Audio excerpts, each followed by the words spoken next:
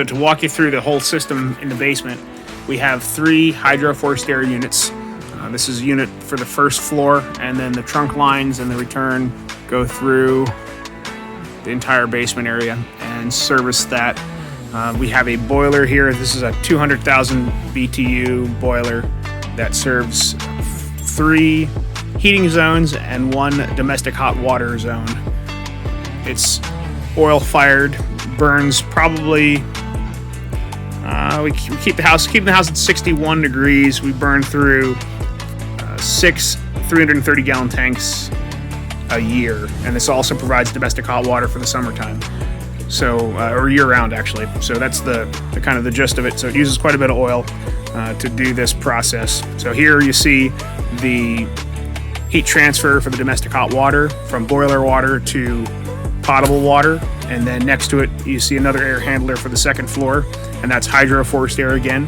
You see here the 2 water lines coming through into a coil behind this panel, and then you also have a refrigeration coil here for air conditioning, so we get air conditioning out of it, the whole unit. This Burnham boiler has been pretty decent so far. You can see here it's not as efficient as the new system that's going to be going in. We're going to be installing a geothermal system here in the next couple months. And then the last air handler, which is kind of tucked back in the corner. The reason these are spaced out the way they are is to allow us to finish the basement, which we plan on doing. And we're going to have a nice kitchen area down here and another bedroom, a couple bathrooms for when guests come over and they have a place to stay.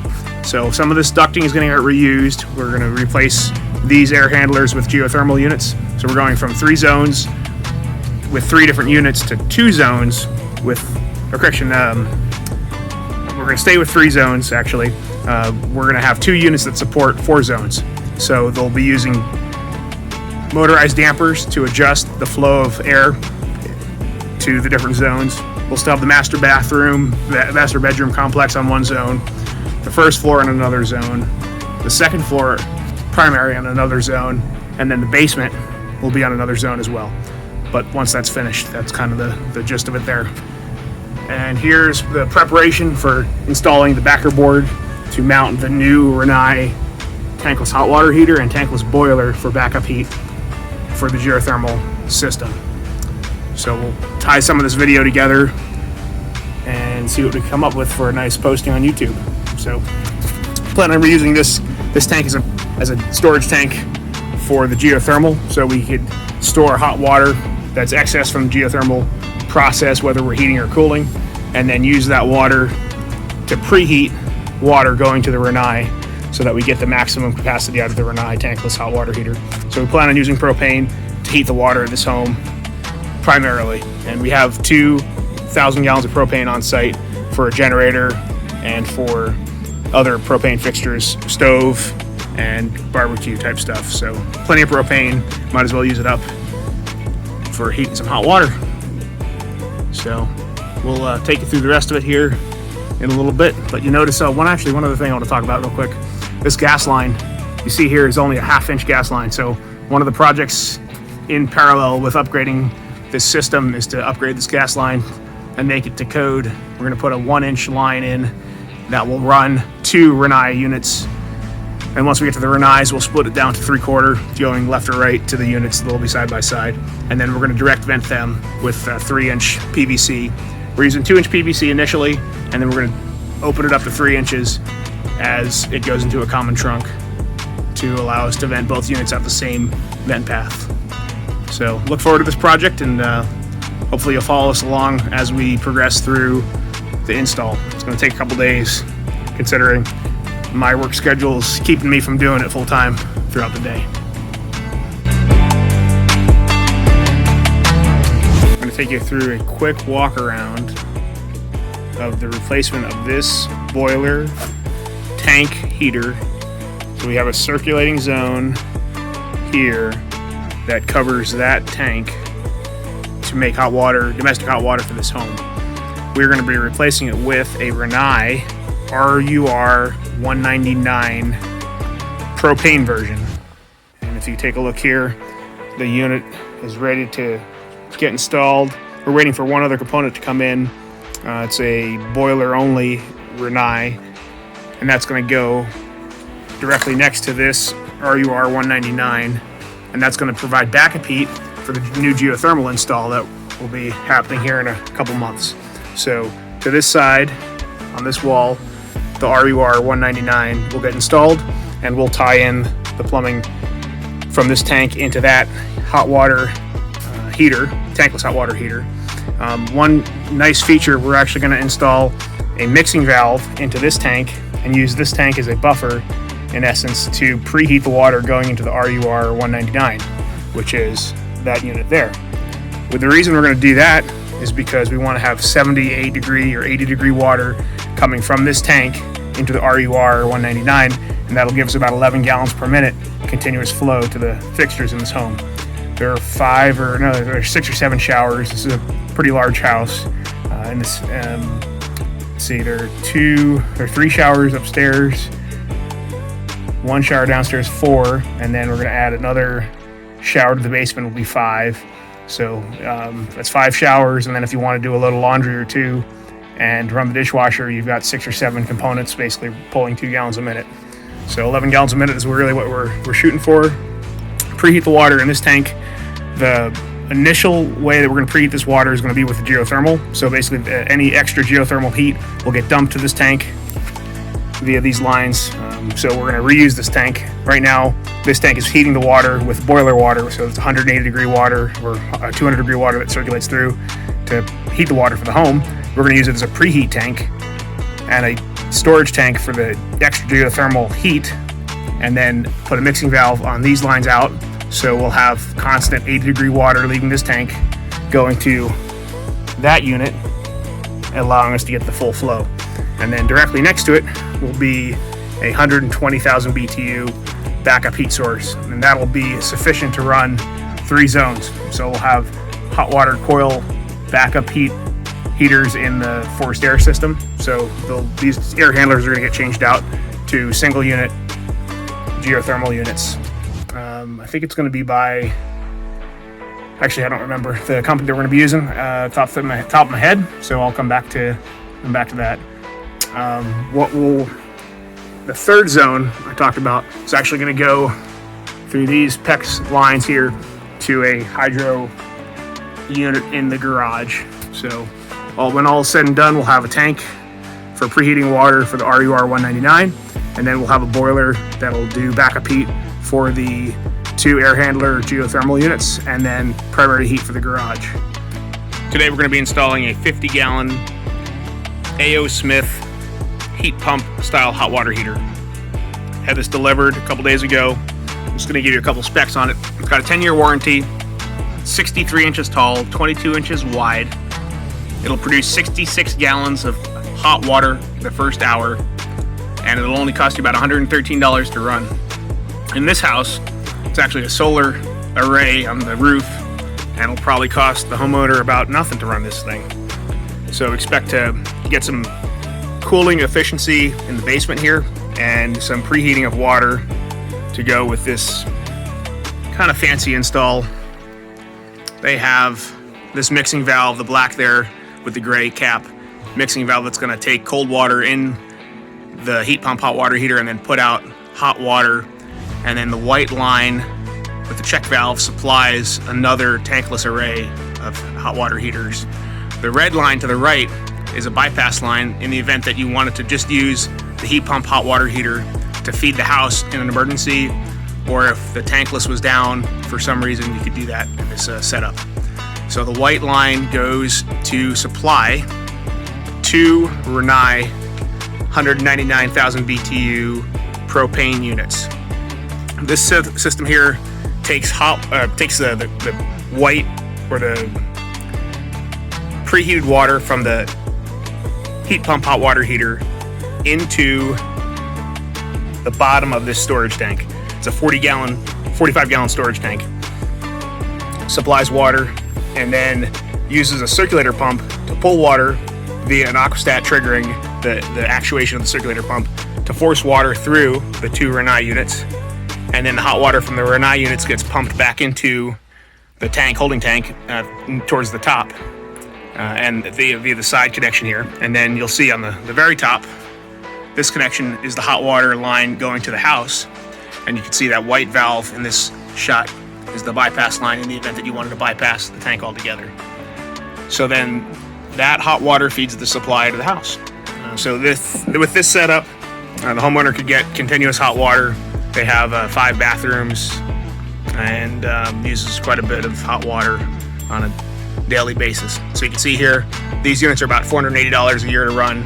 The real takeaway here is it uses about 200 gallons of propane per unit, assuming a maximum capacity on the units.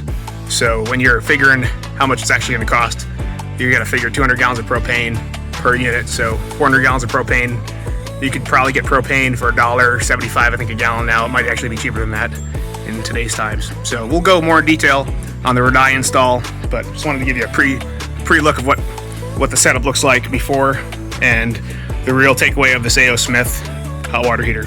Let me give you a fun fact here. The A.O. Smith hot water heater is $1,000 at Lowe's. Okay? The state of Connecticut gives you back $750, and they give you that credit at the register. So you walk out of the store spending $250 on this hot water heater.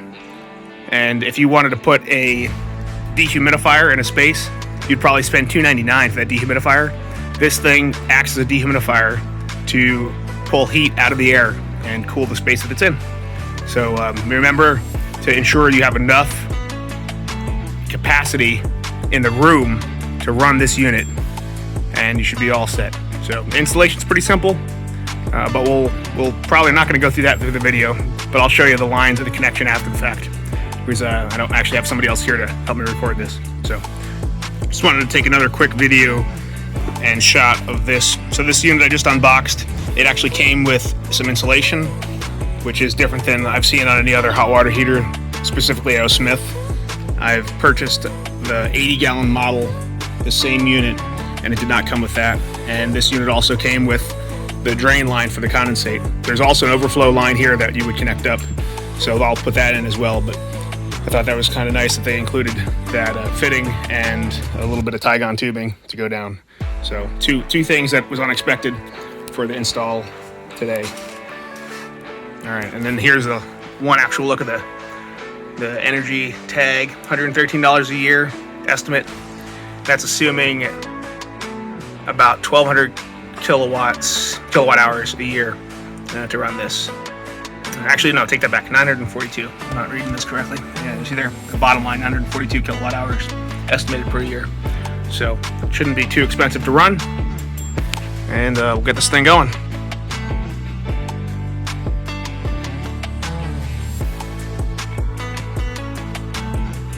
Here is the finished installation. It was pretty simple. In fact, I'm going to cut some video of my son actually helping me tighten up some of these connections down here. That is PVC cement. That's the PVC cement to tighten up for PVC stuff. Yep, do it again. Do it, push. No, line it up on the. There you go. Push down. Push hard. Push. There you go. Perfect. Do another one. So you got to line it up so this here goes up. Okay. Yeah. So this is for YouTube. I'm just letting you know that this is so easy. My 5-year-old could do it. Just FYI. Keep going, bud. So you're gonna line up that elbow so that it lines up to the top, so the water goes in easier. So the pipe goes down. Yep. Do it again. There you go. Now finish it up. You got it. You're almost there. Tighten it up. There you go. And that's it. Yep. And I'll check it. All right. But simple shark bite elbow, 3/4 inch threaded, and went together pretty quickly. I've got this unit set on efficiency mode only because I want to use this water from this heat pump hot water heater to preheat the house. So this is going to be the primary hot water heater for this home, but it's going to be supplemented by 2 tankless Radais, which will pick up the bulk of the hot water.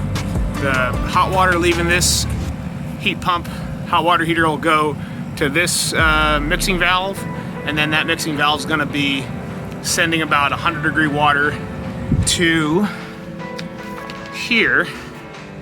Let's see there, that line's going to come through here, 100-degree water into the storage tank through that line there, and then when that aquastat hits 125 degrees, it will turn on that circulator pump that'll push about 38 gallons a minute up through that line there, and then over, and then up into primary Renai number 1, and then into Renai number 2. So both of these Renais are connected together with a crossover cable, so they act as one large hot water heater that will produce about 10 gallons a minute of hot water at 140 degrees.